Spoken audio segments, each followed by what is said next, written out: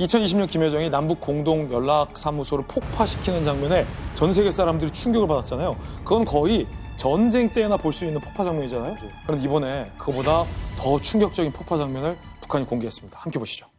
멀지 않아 쓸모없는 북남 공동 연락 사무소가 형체도 없이 무너지는 비참한 광경을 보게 될 것이다.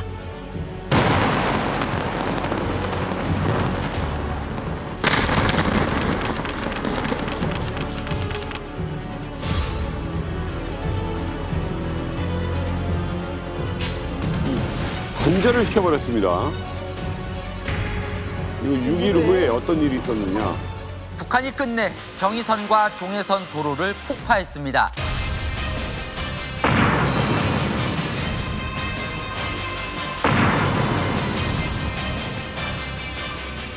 얼마나 못된 짓이야.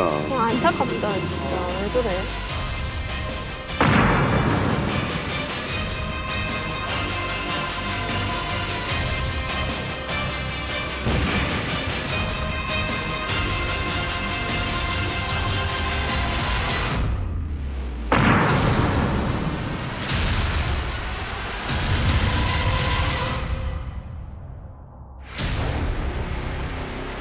어쨌든 남북 연결도로를 저렇게 양쪽에서 폭파를 했습니다. 그러니까 저거는 순전히 그 상징적인 건데 뭐냐면 사실은 경의선이라는 게 이른바 식민지 시절 때부터 일제강점기 때부터 있었던 거잖아요. 그래서 경성하고 신의주를 잇는 선이고 분단으로 끊어진 건데 그걸 다시 잇는다는 상징적 의미가 있었지 않습니까? 그리고 동해선 같은 경우에도 양양에서 원산까지 있고 그 길에 뭐냐면 금강산이 있단 말이죠. 그래서 굉장히 상징적인 의미가 컸는데 다리 두 개를 이제 끊어버린 거죠. 이 바탕에 깔린 건 무슨 뭐 군사적 의미라든 이런 게 아니라 그냥 상징적인 의미예요. 아니 근데 김대훈 씨, 우리는 매일 너희를 침략할 수 있다. 근데 도로를 끊었다. 이제 평화롭게 살려고 그러는 건가? 사실 이상하죠. 그러니까 이제 교량을 끊고 도로를 끊는 건 퇴각할 때 쓰는 방법이에요. 못 따라오게. 기뢰를 묻는 것도 그렇고. 그 뭐 삼국지에 유명한 고사 있잖아요. 장판교에서 장비가 조조군 앞에서 막 그 엄청난 자신의 대군이 있는 것처럼 보여지다가 결국은 퇴각할 때 다리를 끊고서 퇴각을 하거든요. 나는 너희를 침략하겠다. 서울 도로까지 펴놓고 다리를 끊었어. 안 가려고? 사실은 왜냐하면 북한에서는 당시에 나름대로 자기들이 양보했다고 한 거거든요. 그러니까 그걸 뚫어놓으면 사실 그러니까 남한의 군대 그 전차가 올라갈 수 있잖아요. 그래서 사실 자기네 군단도 뒤로 배치하고 개성공단 때문에 라고 자기들이 나름대로 군사적으로 양보까지 한 건데 화났다 이거야. 이게 이 말이 맞는 게 두 분 말씀이 맞는 게 북한이 최근 들어서 이 MBL 부근에 콘크리트 방벽을 이렇게 크게 세워요. 그러면서 저 남조선 것들은 이제 영원히 적이다, 남이다 라고 콘크리트 방벽을 세워놓는데 그 콘크리트 방벽을 우리 군이 쫙 당겨보니까 대전차 방벽으로 확인이 됐어요. 그러니까 우리 전차가 넘어오는 것을 막기 위한 방벽을 세워놓은 거죠. 아니 근데 왜 그렇게 이게 정석껏 폭파쇼를 이렇게 준비해서 보여주는지 이유가 뭐 도대체 뭔가요? 그러니까 이제 뭐 너희와 이른바 괴뢰 대한민국과는 우리는 남남이다라고 하는 지금 쇼 이벤트예요. 스스로 이제 그 나름대로 독립국가라고 선언을 했지 않습니까? 영토, 주권, 국민이 필요한데 네. 이 영토를 또 규정짓는 게 국경이거든요. 이게 군사 분계선이면 안 되잖아요. 네. 국경이어야지 이제 국가가 되잖아요. 그래서 이게 더 이상 군사 분계선이 아니라 국경인데 그럼 이걸 어떻게 좀 약간 부각시킬까 하면서 이걸 요새화 시켜버리자. 뭐 이제 방벽을 세운다든지 아니 폭파쇼를 한다든지. 그러니까 실질적으로 아무 의미가 없어요. 사실 사전적 의미를 보면 적들이 쳐들어올 때 맞겠다. 이게 여세인데 전혀 침공할 의사가 없는데 스스로 닫고 막고 여세하겠다. 이거는 북한을 정말 우리나라를 대한 한반도를 영구 분단시켜서 저들만의 왕국을 만들겠다. 그 왕국은 자신만의 왕족을 위한 체제 완성 뭐 이런 것 때문에 지금 새로운 여세아를 들고 나왔다라고 봅니다.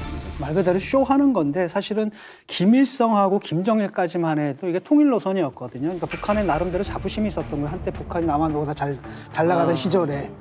우리는 잘 살고 있고 잘 나가고 있고 자주적이고 니들은 미제식민지네. 우리가 너희들 해방시킬게 이런 자신감을 가지고 대하다가 이게 점점 상황이 바뀌었거든요. 김정은에 와서는 이제 포기해버린 거예요. 선대 노선을. 그러니까 남과 북이 한 민족이다. 이거 아니거든요. 그 전까지만 해도 뭐라고 얘기를 했냐면 우리가 핵을 개발한다 하더라도 이건 남한을 겨냥한 게 아니야. 누굴 겨냥한 거야? 미제, 솔천지원에서 미제를 겨냥한 거다라고 했는데 이 선대 노선에서 이제 완전히 벗어난 거거든요. 통일 노선에서 벗어나가지고 이제는 두 개 국가고 그냥 국가도 아니라 아주 그냥 극악한 적대 국가야. 이렇게 선언하려고 하는데 이게 아직까지는 북한 주민들한테 먹히질 않거든요. 왜냐하면 북한 주민들은 이제까지 왜 이렇게 우리가 어렵게 살았는데 고난의 행군까지 가면서 이게 또 통일을 위해서 했는데 이렇게 생각하고 있던 사람들이 이게 주민들한테 확 처음에 가지는 않거든요. 그러니까 꽤 오래 걸릴 겁니다. 지난달 10월 11일 저녁입니다. 가장 적대적이며 악의적인 불량배 국가인 대한민국이 조선민주주의인민공화국의 수도 평양시에 무인기를 침투시키는 엄중한 정치군사적 도발 행위를 감행하였다. 한국은 심야 시간을 노려 무인기를 평양시 중구역 상공에 침범시켜 수많은 반공화국 정치모략 선동 삐라를 살포하는 그것도 어떻게 다 체계적으로 모아놔놨어.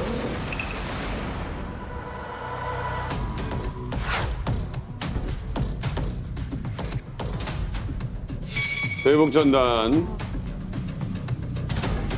대한민국이 또다시 도발 행위를 감행할 때에는 두 번 다시 이와 같은 경고는 없을 것이며 즉시 행동으로 넘어갈 것이다.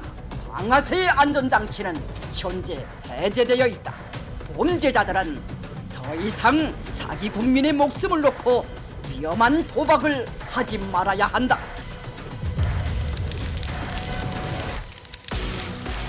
생겨온 거 보라. 아유, 뻔뻔하게 생겨. 북한 입장에서 왜 저렇게 길길이 날뛸까를 좀 생각해 봤어요. 처음에는 저 평양 상공, 김정은 집무실까지 저 무인기가 쫙 활공을 하면서 삐라를 뿌렸어요. 그러니까 북한 입장에서는 김정은 집무실 상공이 뚫린 건데 만약에 남쪽에서 날아갔다면 누가 뿌렸든 간에 휴전선에 있는 북한의 촘촘한 이 대공망과 레이더들을 무인기가 유유히 다 뚫고 들어간 거예요. 유유히 뚫고 들어가서 평양 김정은 집무실 상공에 뜰 때까지 북한이 모르고 있었던 가능성이 굉장히 커요. 네. 그러고 나니까 김정은 집무실에 무인기가 왔는데 이걸 몰랐다? 북한이 적잖이 충격을 받은 걸로 보입니다. 저 평양 이 상공에 무인기가 떴다. 예. 근데 조선노동당 중앙위원회 뭐 건물 근처다라고 하는데 그러니까 서울로 치면 뭐 광화문 뭐 시청 이런 데입니까? 아니 우리 용산 대통령실하고 지도상으로 좀 비슷하더라고요. 그래요? 보신 바가 같이. 오! 그러네요. 위치상으로도 그렇고 강의 모양도 그렇고. 딱이네요. 보통강이 흐르고 이쪽에는 한강이 흐르고 김일성 광장, 만수대 동상이 자리하고 있는 만수대. 네네네. 그리고 평양외교부, 북한에서 주요 핵심 부서들이 쫙 몰려 있습니다. 다 있어요. 자 거기에 노란 자에 삐라가 부러졌다. 와. 엄청 놀랐을 것 같은데요. 그러니까 지금 말씀하신 것처럼 저기 지금 중요한 사람들이 엄청 출근을 할 거 아니에요. 아침에 일어나서. 그럼 당간부들도 그렇고 아침에 등교하는 학생들도 다 봤을 건데 그게 좀 말이 되나 싶어요. 그래서 아까 영상에서 제가 삐라를 잠깐 나왔는데 좀 흐릿하게 나왔잖아요. 그래서 제가 그 흐릿한 부분을 조금 채워봤거든요. 오. 보시면. 야, 똑같다. 야, 해상도 보건. 아, 똑같아. 자기 배 불리기에 여념없는 김정은. 아니 뭐 눈에 띄는 게 좀 있나요, 뭐가? 일단 타이틀 자체가 예. 약간 뭐라고 할까 쇼킹이에요. 자기 배에 불리게 여념없는 김정은 해놓고 밑에 보면 뭐 연소득으로 이제 그 식량 구매 가능 능력도 비교가 돼 있는데 저기 보면 지금 저 이제 김정은이 착용하고 있는 약 1,600만 원 상당의 저기 스위스 명품 시계, 김주혜가 입고 있는 외투 명품 약 300여만 원. 근데 저게 만약에 정말 그 평양 상공에서 뿌려졌다고 하면 북한 주민들도 저게 명품인 걸 알아요. 그러니까 가격을 적어줘야 공감이 되지. 뭐 김성민 대표님 이거 삐라 완성도 어떻게 보십니까? 삐라 전문가네, 진짜 전문가. 제가 이런 대북전단 삐라의 몇 프로인지 모르겠지만 한 2~8개 단체의 초보는 제가 썼어요. 근데 그런데 비교하면 진짜 완성도는 많이 떨어져요. 확실한 비교가 포인트거든요. 이 시계가 얼마짜리? 달러로. 얘 옷이 달러로 얼마. 그리고 예를 들면 연소득 구매라기보다도 한 달 노동자 대한민국 월급이 몇 달러고. 그래야 화가 나지. 그것으로 북한 사람들이 평생 서울이라고는 칼라 TV 몇 대를 사며 이런 적시들이 필요하죠. 그렇다고 모든 사람들이 전문가처럼 다 우리처럼 고민하고 교수님처럼 작성하지 않거든요. 이거 일반 탈북자가 작성했을 수도 있어요. 그렇게 보면 여기도 많은 심혈이 노력이 들어갔다 이렇게 봐야 되지 않을까요? 이걸 보면요, 일단은 북한 주민들의 이해도를 높이려고 만든 작품 같지 않고요. 이 대한민국 사람들 보라고 만든 작품 같이 못 느끼세요? 그래? 예. 이렇게 만들어가지고 오면요 과장님 손에서 이거 결제가 안 나요. 이거 다시 만들어라고 그러지. 그 이유가 있어요. 생각을 좀 바꿔보세요. 이 삐라가 지금 흩날려진 장소를 보시라는 거예요. 김정은 집무실하고 북한 외무성, 북한의 최고위급 엘리트들이 출근하는 장소예요. 이 사람들의 일부는 인터넷도 쓰는 사람들이에요. 북한이 얼마나 낙후되어 있는지, 북한 김정은이 손목 쉽게 못 차고 있는지 모르는 분들이 아니라는 거죠. 일반 주민들 보라는 삐라가 아니고 사실 이번 사건은요. 누가 저 무인기의 삐라를 살포했든지 간에 삐라를 김정은 집무실 상공에서 북한이 못 잡는 무인기로 날려보냈다라는 행위 자체에 목적이 있는 거고 아, 그래요? 이걸 너무 잘 만들면 누가 만든지 추적이 되잖아요. 특정이 되잖아요. 예. 근데 이야기를 들어보니까 김진 기자가 만들었네요. 아니 누군가 만들었다면 그런 생각으로 만들지 않았을까? 제가 보기에는 수위 조절을 좀 했고 그리고 주체가 어딘지 알지 못하게 일부러 단어들을 그런 식으로 고른 것 같아요. 못 만들어서 못 만든 게 아니라 일부러 그런 식으로 방향성을 설정을 한 것 같아요. 자 그런데 이 사건으로 김여정은 화가 머리 끝까지 났습니다. 매일 저녁 지금 담화문을 발표하고 있는데 각종 막말이 쏟아지고 있어요. 얼마나 화가 났는지 기대된다. 담화 발표하는 현장 직접 한번 확인해 보시죠. 가장 치졸하고 무지몰각한 대한민국이 이번에 일어난 무인기 침범 사건의 책임에서 벗어나려고 군부 깡패든 월경 도주자 쓰레기 단체든 다 같이 철면피한 대한민국의 족속들이라는 사실만을 직시할 뿐이다.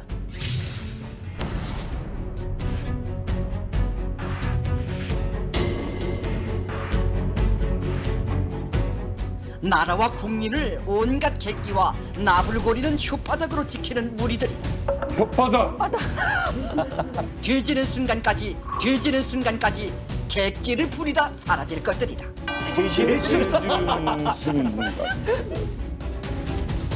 쓰레기는 오물통에 들어가야 지갈 것이다. 야, 표현 방법 그냥 아주 그냥 죽여주네. 방송심이 이런 거 없어요, 이거? 야, 북한에요? 방송심이 없습니다.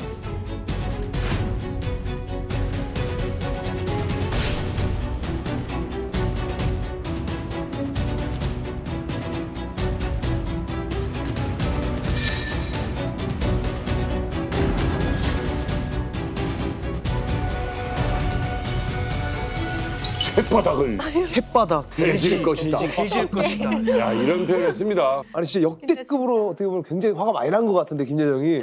아니 근데 원래 북한은 그 우리나라에서 이제 삐라 같은 게 이제 오면은 남한에서 그런 것들을 사실 방송에서 잘 안 보여주고 이렇게 하는데 이번에는 좀 이렇게 공개를 한 건지 왜 그런지 모르겠네요. 이 대북전단을 처음에 10월 3일에 처음 뿌렸다 그러고요. 그 다음에 9일, 10일까지 3번에 걸쳐 뿌렸다고 하거든요.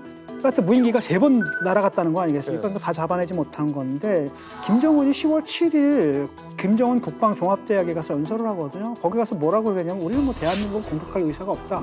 우리는 그런 나라에 관심도 없다라고 얘기를 했는데 그때까지만 해도 이게 보고를 못 받았던 모양인 것 같아요. 우리는 솔직히 대한민국을 공격할 의사가 전혀 없습니다. 의식하는 것조차도 소름이 끼치고 그 인간들과는 마주서고 싶지도 않습니다. 그래서 아마도 그때까지만 해도 고위층에서는 삐라의 존재를 좀 몰랐던 것 같은데 그 사이에 이제 살포가 되니까 평양 시민들이 좀 본 거죠.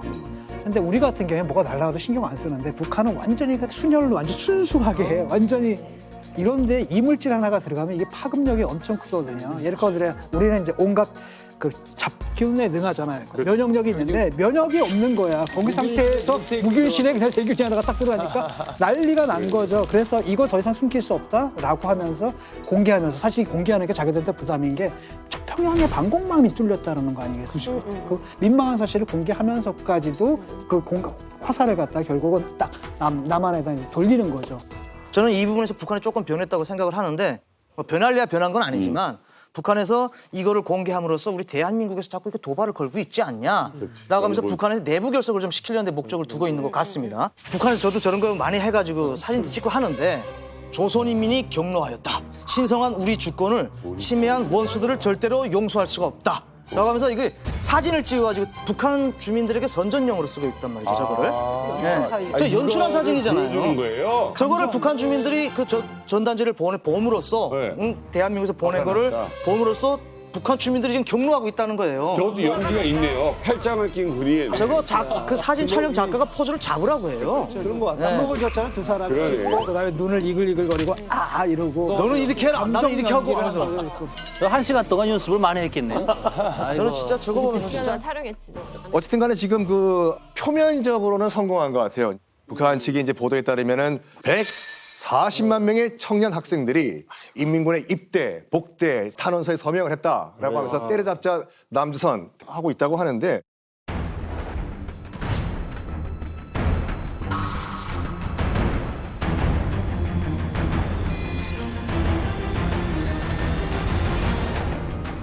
한국 쓰레기들을 징벌하려는 멸족의 의지가 온 나라에 자넘치고 있습니다.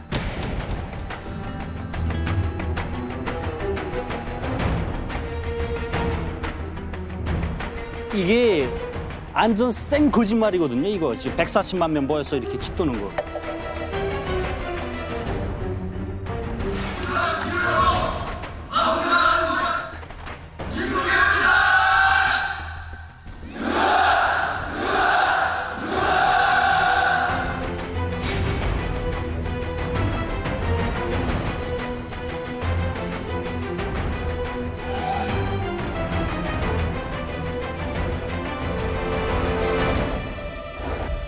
강제로 다 쓰는 거지.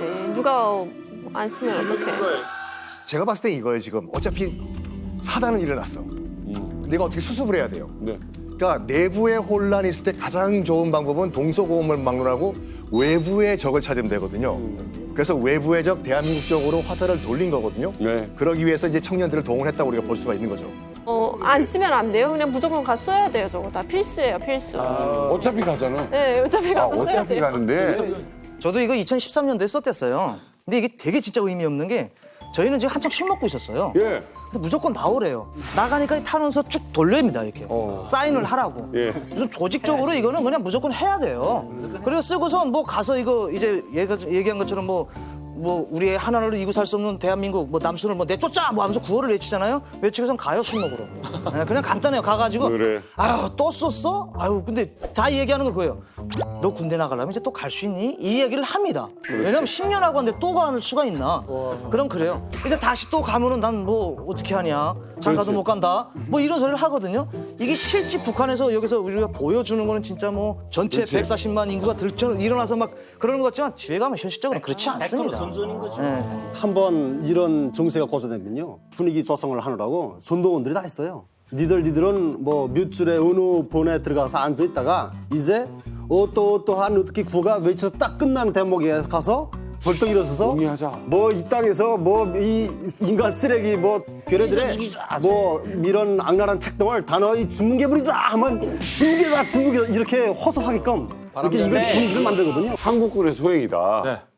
이거 어떤 거예요, 이게 진실은? 지금 뭐 여러 추측이 난무를 하고 있고 사실은 양쪽 정부에서도 다른 의견이 있기 때문에 정확히 우리가 결론은 이거다라고 얘기하기는 힘든 상황인데 대한민국 쪽에서 보내지 않았을까? 주체는 누군지 모르겠으나 그게 약간 좀 우세한 것 같아요. 그러면 대한민국이 보낸 무인기 중에 북한이 공개한 것과 비슷한 것은 어떤 건가? 국군의 날 행사 때 나왔던 무인기 그게 지금 비슷하긴 한데 그리고 운용 시간이나 거리도 그 정도 드론이면 평양까지는 갈 수 있어요.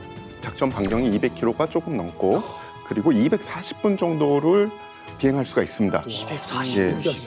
그럼 이 기체를 누가 운영을 하고 있냐? 지금 현재 한국군의 드론 작전 사령부라는 곳에서 운영하고 있고 정보기관에서 보유를 하고 있다라고 돼 있습니다. 한국 군부 깡패들의 중대 주권 침해 도발 사건이 결정적 물증의 확보와 그에 대한 객관적이며 과학적인 수사를 통해 명백히 확정되었다고 국방성 대변인이 10월 18일 발표했습니다.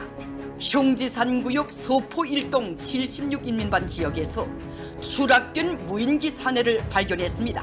조사 결과 대한민국발 무인기라는 것이 과학적으로 확정됐습니다.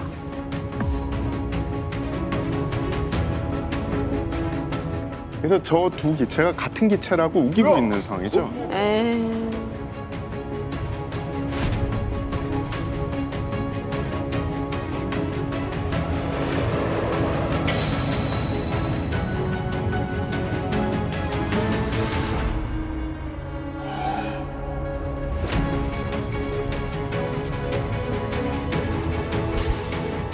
똑같은데요?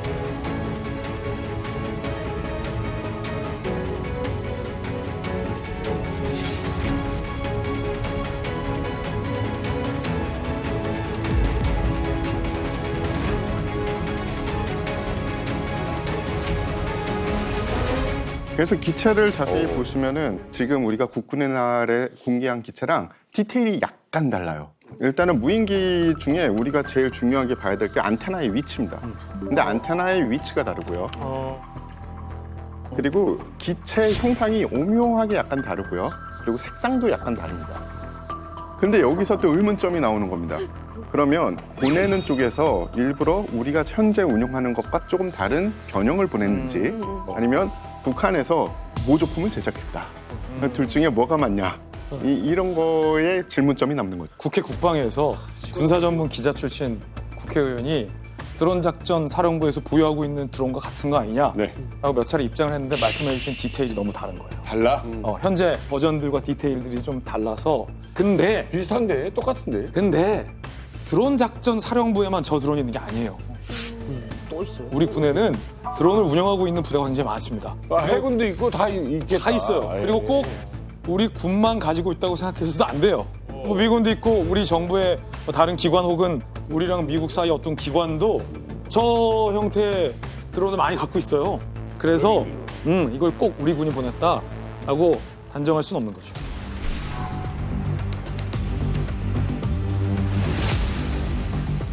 기본적인 입장은 이러한 북한 주장에 대해 사실 여부를 확인해 줄 수 없다. 사실 여부를 확인해 줄 수 없다. 자, 그럼 우리 군은 왜 이런 입장을 취했을까? 만약에 우리 군이 보냈으면 네, 우리가 보냈습니다 라고 얘기하면 여러 가지가 좀 곤란해져요. 일단은 그렇죠. 정전협정 위반 아닌가요? 일단 정전협정 위반도 있고 그리고 이번에는 우리가 무인기를 보내서 우리가 먼저 시비를 걸었다라는 걸 우리가 인정하는 모양새가 돼버리잖아요. 빌미를 줄 수 있고. 네, 그리고 만약에 보냈다면 우리가 그냥 보내지 않았고 북한의 어떤 도발 때문에 그에 대한 대응으로 보냈을 텐데 그거를 다 뭐하러 우리 입으로 얘기하는지에 대한 실효성도 사실은 없어요. 두 번째는 우리 입장에서 보면 북한이 당황하는 것이 전략적으로 우리에게 더 이득이에요. 누가 보냈는지. 대한민국 군이 보낸 거 아니었어?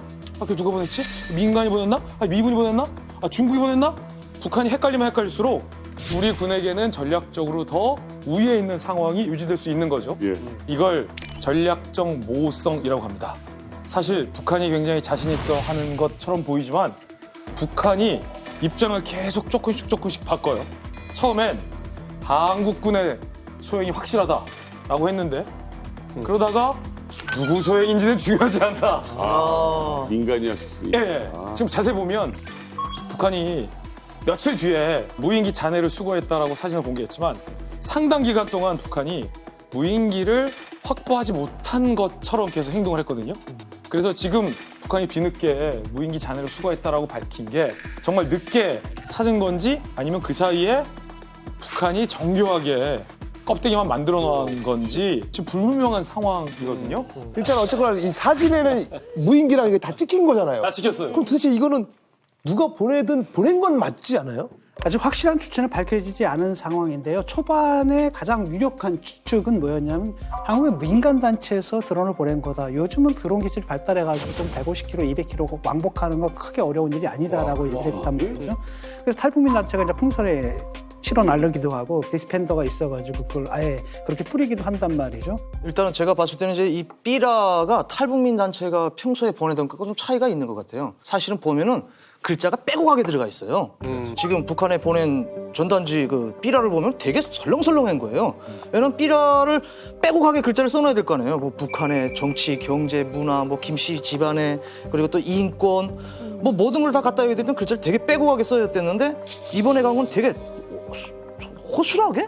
네, 허술하게 돼 있더라고요. 그래서 제가 이전에 보던 삐라하고는 많은 차이가 있다 하고 좀 느꼈던 것 같습니다.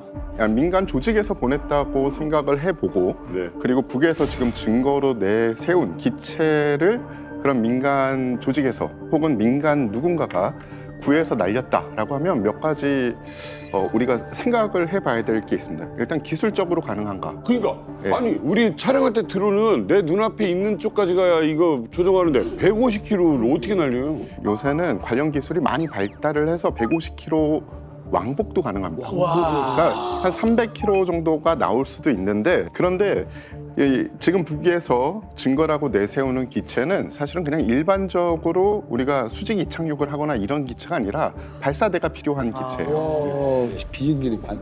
저 기체를 날린다.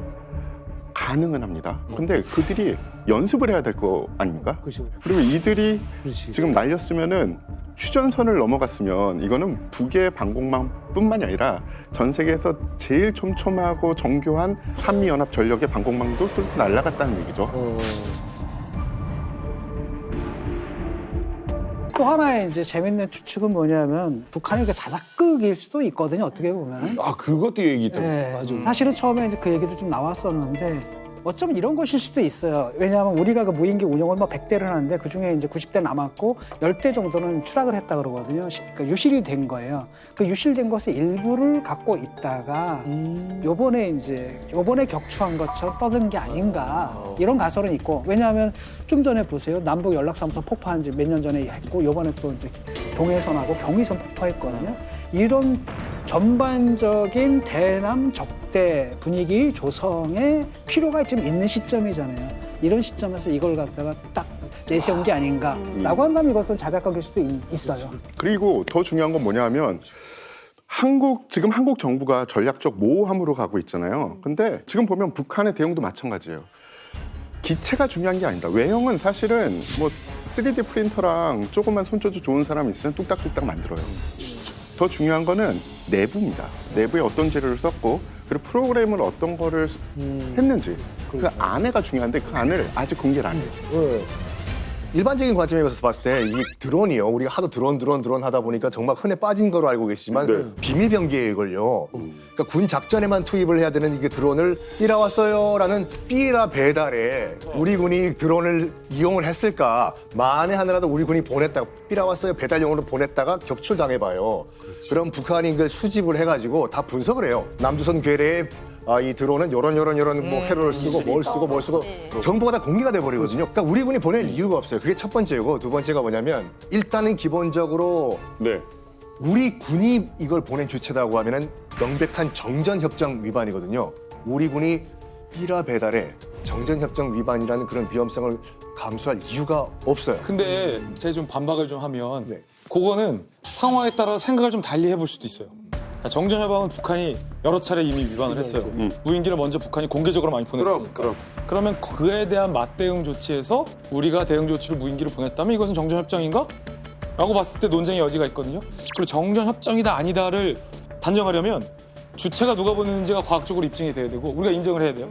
다시 말해서 우리가 인정하지 않고 입증되지 않으면 아무도 정전협정을 한 게 아닌 거예요. 저도 사실은 북한에서 입수했다는 그 추락한 드론의 이제 사진 이게 이제 증거가 될 수 있지 않느냐라고 얘기했더니 디자인 하시는 분들이요. 최근에 인공지능 그 디자인 기술들 있으면 국군의 날 나왔던 그 사진 하나로 카피 떠서 저런 사진들 뭐 수백 장도 만들어낼 수 있다는 거예요. 사실 그래서 저게 내부 성능에 대한 이야기가 없다라면 과연 진짜 추락한 드론을 북한에서 입수한 건지 아니면 외형만 뭐 예전엔 그걸 수작업으로 이렇게 만들었다고 하는데 컴퓨터만 가지고도 충분히 다 만들 수 있다는 거죠. 아, 이걸 못 찾아도 창피한 일이니. 그러니까 예를 들어서 여기 단체에서 날려서 삐라 날려놓고 그다음에 그냥 추락 산속으로 가버리면 못 찾는데 창피하니까 하나 만들어서 우리도 찾았다. 네, 저 뭐 그 기본적인 컴퓨터만 가지고도 충분히 만들어낼 수 있는 사진이라고 이야기를 하시더라고요. 자, 그렇다면 이제 자작극일 수도 있다라는 또 어느 정도의 그 이야기가 되는데 그렇다면 북한이 이런 것 자작극을 벌리다? 이 가설에 대해서 분명히 어떤 이점이 있기 때문에 그럴 거 아니에요? 왜 이런 그 이야기가 나오게 될까요? 제 생각에는 북한의 자작극이라고 생각을 하거든요. 제가 최근에까지 북한에 살았던 상황을 보면은 지금 북한 주민들 생활 형편이 지금 아주 열악하고 불만이 많아지고 있어요. 이상한 법들 많이 만들어 놓고 이 불만을 외부로 좀 벌리기 위한 명분이 필요한 거죠. 그러니까 그 명분을 만들려면은 북한 사람들한테 아직까지 세뇌 교육이 있어가지고 감히 최고 존엄을 건드렸다. 그렇기 때문에 우리 군민들이 죽을 수도 있는 걸 각오하고 원수들을 짚는 게 자. 근데 여기다 대고 내 자식들이 죽었다고 해가지고 불만을 못 가지거든요. 왜? 대한민국에서 그 다른 데도 아니고 김정일이 사무실에다 뿌렸으니까. 그러니까 북한은 첫째 욕을 노리는 거죠. 남조선에서 하는 짓이 이런데 감히 우리 최고 존엄인데 우리가 이렇게 해야 된다, 도발해야 된다. 이걸 명분을 얻기 위한 거고. 둘째는 남조선에서 대개 보면 우리 대한민국에서 정당끼리 이 문제 가지고 남남 갈등을 지금 일으키려고 하는 거죠. 북한은 일석이조인 거죠. 일단 자작극인 가능성은 있는데 이런 생각이 들더라고요. 디스펜서를 뿌렸다고 하잖아요. 근데 그 공개한 거 보니까 잘 묶여 있거든요. 이거를 다 모아가지고 묶은 건 아니고 딱 봤을 때 인쇄소에 나온 상태, 그 상태인 것 같아요. 그리고 또 궁금한 게 뭐냐면은 뭐 그 내용도 거기 있는 아까 있는 문구도 굉장히 약간 톤 다운된 거예요. 자기들도 만들 때 떨렸겠죠. 이 멧돼지를 째는 아니라고. 좀 약간 야야야 순하게 써라 야. 네가 써. 그리고 네가 쓰라. 아니 네가 쓰라 야. 그래서 이걸 종합해서 봤을 때 북한 내부에서 스스로 만든 것이 아닌가. 그리고 저 만든 사람은 살아 있을까 궁금해요, 솔직히. 저는 자작극이라고 봐요. 저는 왜 자작극이라고 보냐면 이 며칠 전에도 이군 단장이 지금 현재 살아 있습니다. 그러면 만약 우리가 보냈다고 하면 이군 단장도 원래 처형돼야 되고 그 가장 중요한 건 북한의 이제 우리로 말하는 수도방위 사령부인 호위 사령관 자체가 해임 철칙되든가 뭐 어떻게 돼야 돼요. 근데 그대로 다 유지되고 있어요. 그리고 북한에서 지금 김정은이 2개 국가론을 내놓은 지가 얼마 안 됐습니다. 근데 그 정당성을 하려고 하니 뭐가 있어야 돼요. 북한 주민들이 김일성이 또 통일했는데 갑자기 통일을 하지 말재. 근데 왜 그러는 거지?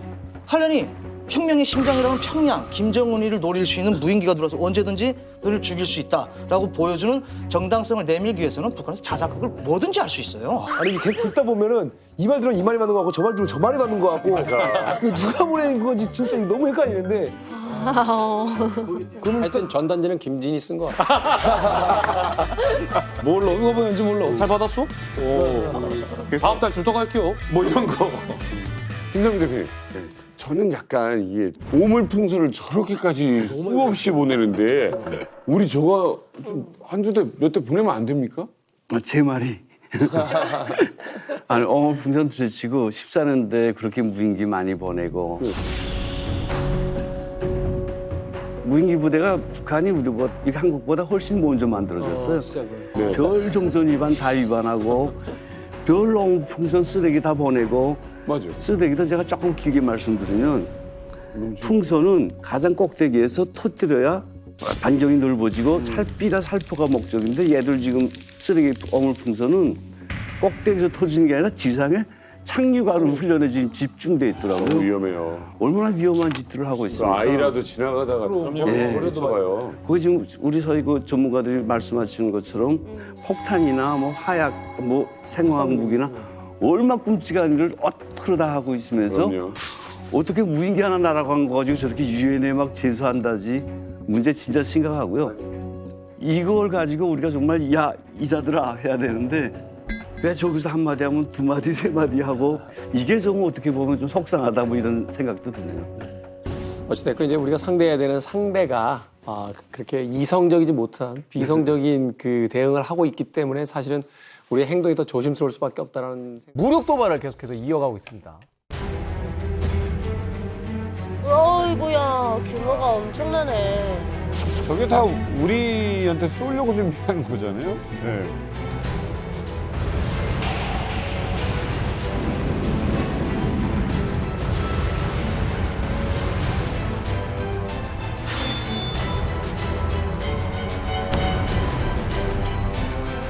김정은 동지께서는 조율성과 믿음성이 높은 우리식의 방사 포차들을 꽝꽝 만들어내기 위하여서는 생산 공정의 현대화 수준을 끊임없이 높이는 사업을 근기 있게 내미는 것이 중요하다고 하시면서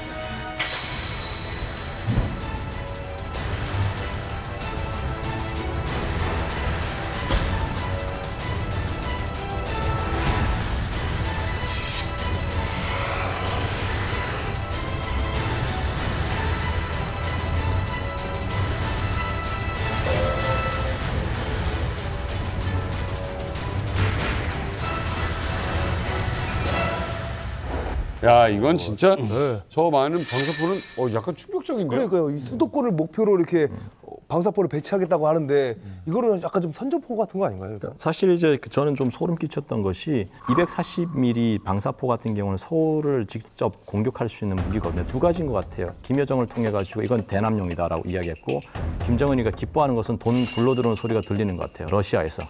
왜냐하면 이때까지는 재고량을 털어내기 위해서 뭐 불발탄도 막 보냈는데 아니다, 내가 직접 챙긴다. 내가 직접 챙기는 걸 러시아에 이제 보내는 그런 메시지인 것 같아요. 보면서 야, 이 사람이 참 북한의 인민들을 지키기 위해서 핵 만들고 무기를 만든다는데 결국은 뭐냐면 이 무기가 인민들을 죽이는 무기거든요. 그렇죠. 그러고 보면서 제가 공장 갈 것이 아니라 병원에 좀 갔으면 좋겠습니다. 김여정이 선전하지 않고 수출하지 않겠다 그랬잖아요. 그런 거에 매달리지 않는다. 근데 저거 선전 아닙니까? 지금 러시아인데 지금 선전하고 수출하려고 저러고 있잖아요. 제가 이제 북한 정권에 좀 그 민낯이 드러나는 사진이 하나 있어서 제가 한번 가져와 봤는데요. 아, 그래요? 우와. 폐용하고 나온 목걸이를 한번 보시면 목걸이에요? 펜이 아니고? 목걸이가 미사일이요? 미사일이에요. 화성 시점. 진짜? 네. 세상에 이 대량살상 무기를 과시하려고 액세서리까지 만들어서 이 명품이 아니잖아요. 그러니까 리설트 한정판 화성 17형 목걸이다. 어떡해. 그러니까 이게 바로 그냥 저도 안 할 것 같아. 이게 진짜 북한 정권의 민낯이고 본질이다. 이런 말씀. 진짜예요? 진짜예요. 이거 앞에 탄도 달려 있어요. 밑에 불만 달면 될 것 같아. 무기 굿즈를 만드는구나 이게. 무기 굿즈를 만들어서 또 세상에. 그 관광객을 유치하기 위한 용도로 이런 굿즈들을 만들어서 이제 전시를 해놨는데 이런 것들이 많이 있는 거예요. 자랑할 게 이거밖에 없으니까. 없으니까. 굿즈나 액세서리에 이런 무기를 그 펜던트로 쓰는 경우가 있나요? 유일할 겁니다. 대부분 평화의 상징 뭐 이런 것들을 달지. 그런 나란히 이제 그렇게 방사포 차를 운전하고 나오고 딸을 데리고 미사일 발사장에 가고 이렇게 하는 거죠. 북한이 원래 이제 ICBM 위주로 계속 개발을 하고 이제 과시를 했는데 ICBM 아시다시피 최대 사거리가 한 13,000에서 15,000km니까 사실 우리보다는 진짜 미국을 겨냥한 거예요. 미국. 근데 지금 아까 사진에서 보신 240mm 방사포는 최대 사거리가 원래 65km고 개량형이 한 70km에서 80km 가까이 됩니다. 우리 줄 알고. 예, 근데 그건 딱 어디죠? DMZ에서 우리 수도권을 사정권에 넣을 수 있는 범위고 신형 240mm 방사포는 미사일처럼 유도형체가 있어서 정확하게 타격할 수 있는 게 차이가 있고요. 그리고 이제 서울 불바다로 만들 수 있다 위협하는 핵심적인 존재가 이른바 장사정포 아닙니까? 근데 장사정포는 두 가지가 있어요. 하나는 170mm 자주포. 그다음에 또 하나는 아까 사진에서 보신 240mm 방사포인데 이 170mm 자주포는 그 포신이 굉장히 길어요. 한 번 쓰면 이게 이렇게 흔들려요. 그러면 이게 안정될 때까지 기다려야 되잖아요. 그래서 170mm 자주포는 5분에 한 2발 정도밖에 못 쓰는 걸로 돼 있어요. 근데 240mm 방사포는 최대 22발을 한꺼번에 싹 쓸 수 있는 거죠. 그래서 이제 240mm 방사포가 수도권을 위협하는 핵심적인 존재라고 하는 겁니다. 그리고 또 하나는 정확도가 높아진 유도 장치가 있는 신형 방사포 240mm 개발한 게 왜 그게 이제 우리한테 위협적이냐면 정확도를 2배 높이면 탄두 이력을 8배 높인 거하고 같은 효과를 갖는 거예요. 그러니까 정확도를 높이 훨씬 이제 중요한 의미를 갖는 거죠. 그래서 240mm 방사포가 신형이 우리한테 이제 위협적인 존재가 됐어요. 그러네요. 핵무장을 주장하시는 분도 있는데 저는 불가능하잖아요. 현실적으로 강연 갈 때마다 말씀드리는 게 여러분 뭐 기본 학상으로는 핵무장 하시는 게 제일 좋겠죠. 그럼 왜 그런데 여러분 그러면 6개월에서 1년 정도 고난의 행군을 하실 각오가 되 계십니까? 그러면 어렵잖아요, 사실. 사실은요. 그거에 대한 국민적인 협의가 없으면 저 핵무장 불가능하다고 보고요. 현실적으로 사실은 불가능하다는 얘기죠. 그러면 우리는 외교나 경제로. 저는 그래서 잠재력, 언제든지 일본처럼 핵무기를 만들 수 있는 잠재력, 이제 흔히 이제 농축 제철이 기술을 갖게 되면 그런 능력을 가는 것으로 평가를 하는데 제 나름대로 이제 무궁화 프로젝트라고 무궁화 꽃이 피었습니다. 의원님께서 이야기하는 이제 무궁화 계획이라는 건 실제 핵무기를 만드는 건 아니지만 잠재력을 유사시에 바로 핵무기를 만들 수 있는 준비는 가지고 있어야 된다. 지금 그 이야기를 하시는 거예요. 맞습니다.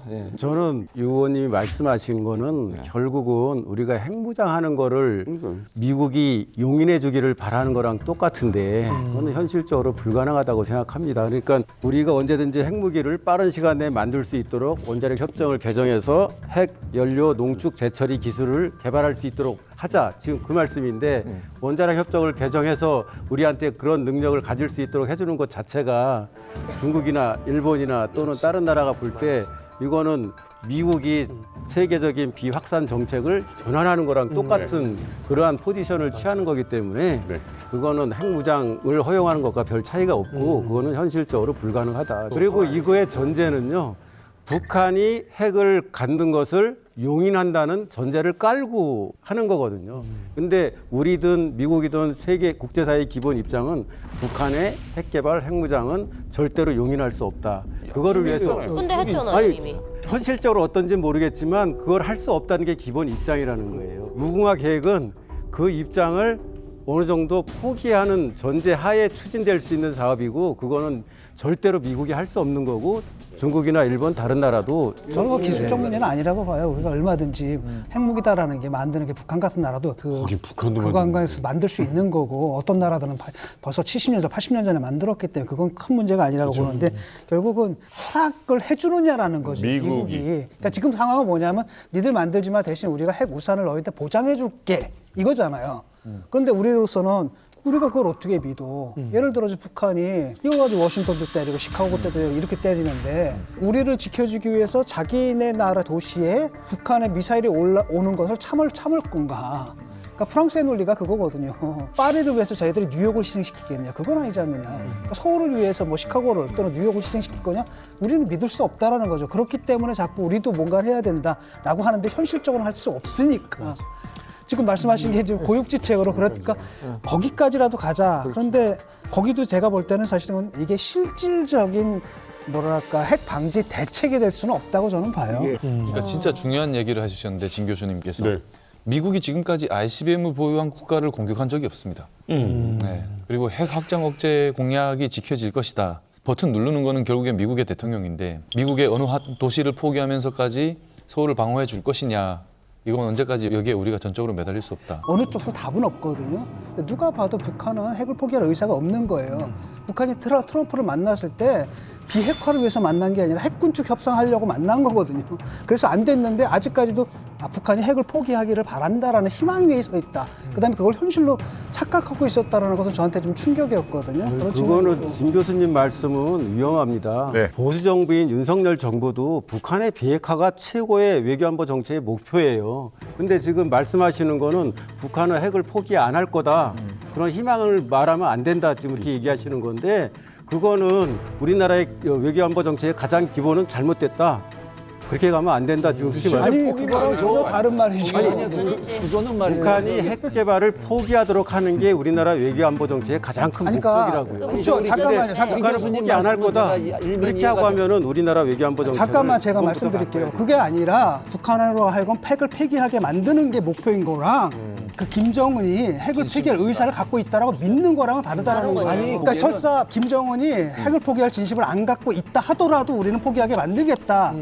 이거랑 김정은은 포기할 마음이 있으니까 우리가 밀어붙이면 될 거다라는 거는 전혀 다른 문제라는 거예요. 속지 말라는 거죠, 그거를. 북한이 핵을 포기할 가능성이 뭐 1%일지 0.1%일지 모르지만 가능성이 희박하다는 거는 누구나 다 인정합니다. 그렇지만 또 누구나 인정하는 거는 결국 북한 핵 문제를 해결하고 한반도의 평화와 안전을 가져오는 것은 대화밖에 없다. 근데 김정은이 뭐라고 그랬습니까? 핵은 남조선을 겨냥한 게 아니다 그랬잖아요. 그러다가 지금은 대놓고 얼마 전부터는 남한을 내서 협박을 하고 있지 않습니까? 김정은도 그렇고. 그거는 미국이나 우리나라의 현재 대북 정책이 무시하고 대화도 안 하고 하는 방향으로 가니까 아까 말씀 나왔듯이 북한이 나 좀 봐주세요 하고 우리한테 관심 좀 가져주세요 하고 하는 취지를 할 수도 있는 거고 저는 좀 의아스러운 게 지금 보수 정부는 한미동맹을 가장 중시하잖아요. 근데 미국이 약속하는 핵우산을 어떻게 믿냐 이렇게 주장하는 거는 또 모순되는 거거든요. 만약 그렇다면 한미동맹을 그렇게 신주단지 모시듯이 하면 안 되는 거죠.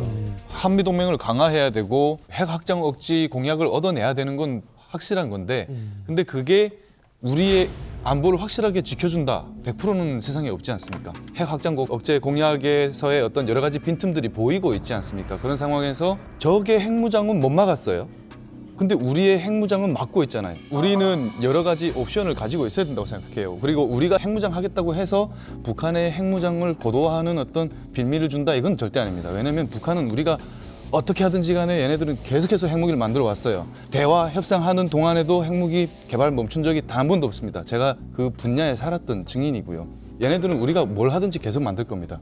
당장 핵 위협에 노출되어 있는데 안 된다고 시도도 안 할 거냐. 여러 가지 외교적인 문제들이 있을 거 아닙니까? 이런 것들을 외교적인 문제들 해결해 가는 방향으로 해봐야 된다. 그리고 방위비 분담금 얘기도 나오면 그럼 우리 핵 이렇게 카드로 쓸 수도 있는 거고요. 히로시마 이후에 핵무기를 쓰면 인류가 공멸한다는 건 다 공지의 사실이잖아요. 핵무기 만드는 나라는 적대적 지금 생존하고 있는 것이지 그걸 누가 쓸 수 있다라고 감히 생각도 못합니다. 사실 우리는 한미 동맹의 근간 위에 미래를 위해서 달려나가야 되겠다라는 그 기본 생각을 저는 갖고 있습니다. 그러나 미국이 걔들을 안 해줘요. 불가능한 문제를 우리가 지금 여기 외치고 있는 건데 우리가 자꾸만 두드리면 되겠다. 이거는 말이 안 되는 것이고, 그다음에 지금 보수 정권은 가장 안보를 내세우면서 핵무기 문제 하나 해결하지도 못하면서 자꾸만 그런 얘기하면 근데 핵무기는 과거 진보 정부에서도 해결하지 못했습니다. 되고 전 국민의 동의 없이는 불가능한 거고, 더더욱 불가능한 건 미국이 허락을 한다 안 한다? 안 한다는 거죠. 불가능하더라도 저희가 주장은 계속 해야 된다. 양쪽 다 답이 없거든요. 답 없는 건 알아요. 근데 문제는 뭐냐면 답 없는 상태에서 우리가 뭘 해야 될까 가지고 논쟁을 벌이는 건데 이런 거란 말이죠. 지금 북한이 핵을 포기할 거냐. 현실적으로 보자라는 거죠. 북한의 입장이라면 핵폭을 포기할 수가 없어요. 그러니까 확인이 된 겁니다. 앞으로도 그럴 거고 내가 북한이다 하더라도 포기 안 할 것 같아. 이건 사실이라고 보고, 그렇다면 남은 길은 둘이거든요. 하나는 뭐냐, 현실을 인정하자. 그래서 핵군축 회담으로 나가자. 그래서 핵을 동결하는 대신에 규제를 풀자. 이런 방식이 있겠고, 그럼에도 불구하고 우리는 그거 용납할 수 없다. 계속 압박하겠다. 이 둘 중에 하나예요. 네. 어느 쪽이십니까? 저는 뭐 북한이 당연히 포기하지 않죠. 뭐 가장 돈이 안 들어가요. 핵무기 만들면은. 재래식 무기 갖고는 한국하고 게임이 끝났잖아요. 예?